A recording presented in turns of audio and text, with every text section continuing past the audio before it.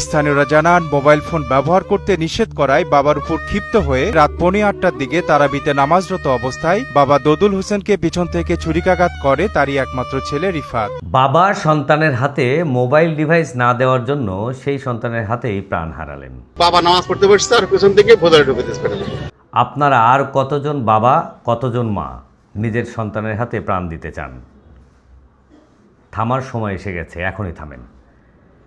Mobile device একটি দরকারি জিনিস, যোগাযোগ ব্যবস্থাপনার একটা উন্নত ছোট্ট যন্ত্র।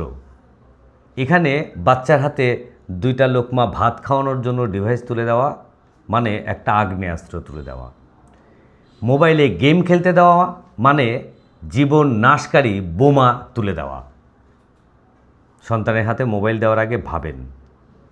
আবার খেয়াল করে দেখেন, মাদ্রাসা পড়ুয়া ছেলে, তার হাতে মোবাইল না দেওয়ার কারণে নিজের বাবাকে কুপিয়ে হত্যা করলো, নামাজরত অবস্থায় হত্যা করলো। আমরা সাধারণভাবেই মনে করি মাদ্রাসায় পড়া একটা ছেলে শান্ত, নম্র হবে, ধর্মকর্মের দিকে তার মন থাকবে।